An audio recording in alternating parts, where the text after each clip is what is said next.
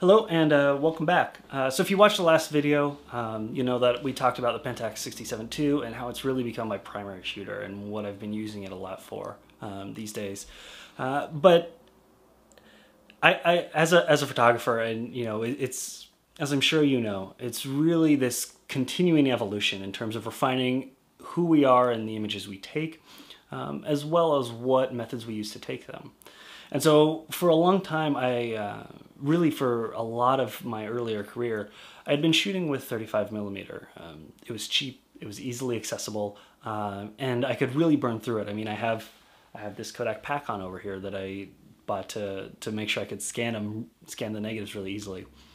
But I found that for the most part, I'm much more inclined to medium format as an overall and daily use format. I do still use 35mm. I use large format as well. I have a 4x5 sitting right over there that we'll talk about soon.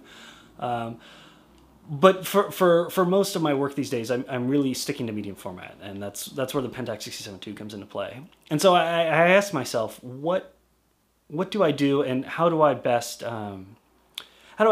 supplement that in terms of more casual shooting, still wanting to stick with medium format, and being able to have kind of a backup shooter that's still lightweight, but it still produces the bigger and the higher quality negatives that I'm looking for. And it's the answer was actually pretty simple. A lot of people are using this camera these days, and I was able to trade my old Pentax 6x7 4:1 straight across, which was great. And this is the Fuji GA645. This is the original version. You can get the GA645i, which if I had to do it all over again, I would get that one. And then there's also a zoom model as well. But because I don't have any experience with those, we're going to be sticking to kind of the classic here. And it's the cheapest model. You can find one for $280, I guess, to around $400. I would say the range, depending on condition, depending on accessories that are included, if it comes in the box, if it has the flash attachment. But this one's in, you know, so-so condition. There's, as you can see, scuffs on the side here. It was dropped and smacked the flash thing, and now the flash is partially broken, which I'll get to a little bit more, and there's some paint scuffs here. But overall, it's in good condition. It works just fine. And I would say if I were to place a value on this, it would be at the lower end of the spectrum, maybe around $280 to $300, as low as $250. If you know, you as a buyer strike at the right time, you could probably get this specific camera for around that. But to get into the camera overall, it's literally a medium format point and shoot. Fuji explored a lot with the 645 format in the late 80s to 90s. They had a whole series of 645 rangefinders with fixed lenses on them in all sorts of different focal lengths, and they kind of evolved that into this line of a more automatic camera. And so it uses an infrared focusing system, which you can see right here for autofocus. It's auto wind. I mean, really, if you look at the back of the camera and the top of the camera here, you can see that there's not a whole lot in the way of features. You can set your ISO, you have off, you have a program mode, an automatic mode, and a manual mode. And then on the top here, you have a wheel for any control settings, because you do have the option of manual focus, although I don't know why you would ever use it. It's a pretty terrible manual focus system. You have the AF button right here, which will allow you to use the manual focus button on the front, and then you have an exposure compensation button as well, and you can set that. But really, it's a really basic camera, and it's intended to be used as a point and shoot. So when I say things like the manual focus is kind of junk, I mean it's because the camera wasn't designed around that. If you want to use it, you hold the button. I should say you turn manual focus on, you hold the button, you spin the wheel to adjust it to the correct distance, and then you push the button. Because it does use this IR system, it can get confused by glass, and so that's really the only time I would suggest using manual focus, is if you need to force an infinity focus on it. But other than that, the autofocus is spot on, and it works really, really well. And Fuji was smart enough to kind of include the label right here is raised, and there's this kind of divot or not divot, but extension of the lens system here. And that works really well because it forces you to remember to keep your hands out of the way of the focusing system when you're using it. But let me go ahead and turn it on and pay attention to the noise. So as you can hear, it's rather loud. You know, there's your autofocus. But once you actually shoot it, it's rather quiet. But before I get to that, so let me talk about this flash really quick. So a common problem with these cameras, and this is something that if you're looking for one, you should definitely check for. There are 4 wires in the flash unit here that connect it to the camera for power and things like that, and they connect to the capacitors and the batteries and whatnot. And what can happen is those wires can get crimped, and so the camera will no longer recognize when the flash is down. So when the flash is closed, the camera's supposed to recognize, hey, the flash is closed, we're not going to use the flash, and we're just going to extend the shutter speed. When the flash is up, the camera goes, oh, okay, great. It sets it to about 1/30th of a second, and it'll fire the flash each time. Mine doesn't do that. Mine doesn't recognize it, and so you can see that my flash is a little bit burned here, and some of the plastic is burned there, because I'll have it down, and it'll pop, and then it gets all hot. But anyway, as I was saying, focus is loud, but the actual operation of the camera from the leaf shutter to the winding is rather silent. Let me give it a shot here. So there's the focus. And that was it.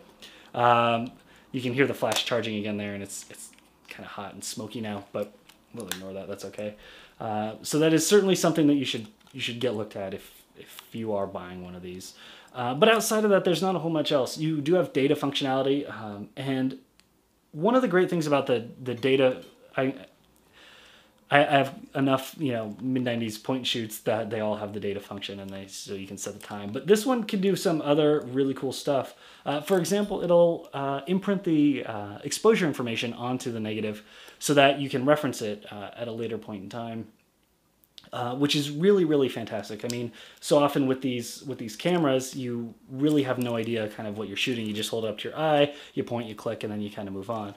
But if you're ever trying to troubleshoot or figure out what happened with a certain negative, having that exposure information is really quite useful. And it'll say, if you do have any of the data functions turned on, when you're back in this main mode, it'll show you data. So it's a little reminder to say, hey, it's going to print some stuff, but it's pretty easy to turn off.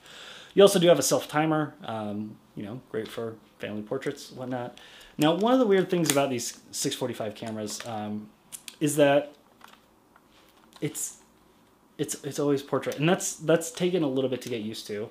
I will say really quick, on the back here, you can see that to switch it from 120 to 220 is easy as just sliding the pressure plate back and forth, which is really handy. I don't use a whole bunch of 220 anymore just because it's kind of hard to get, and what's still available is ridiculously expensive. I mean, buying a 220 roll of portrait will cost you more than twice as much as buying 2 rolls of 120 portrait. It doesn't make a whole lot of sense. But anyway, so it does take a bit of getting used to really get for this portrait orientation. But that being said, once you are used to it, it's really not a big deal. The camera's pretty ergonomic in terms of what you can do and how you can hold it up to your face to get the landscape mode. And the 645i, the newer version, there is an option, and certain models did come with one, where you have a secondary shutter button so that if you are holding it in landscape, you don't have to use this down here. You can use your right hand for a really more sturdy grip and use your left hand to press the shutter. But like I said, the shutter is so smooth and so fast and just so easy to use that really I never have any qualms about camera shake or anything like that. I've handheld this as low as 1/4 of a second, and it's so great each and every time that I don't really worry about it. Outside of that, there is, again, a manual mode, but you're using a camera like this. Why would you use a manual mode? I mean, from my perspective anyway, the whole point of getting a camera like this, instead of a 645 rangefinder or 645 SLR, is because you want the automation, because you want something easy to use.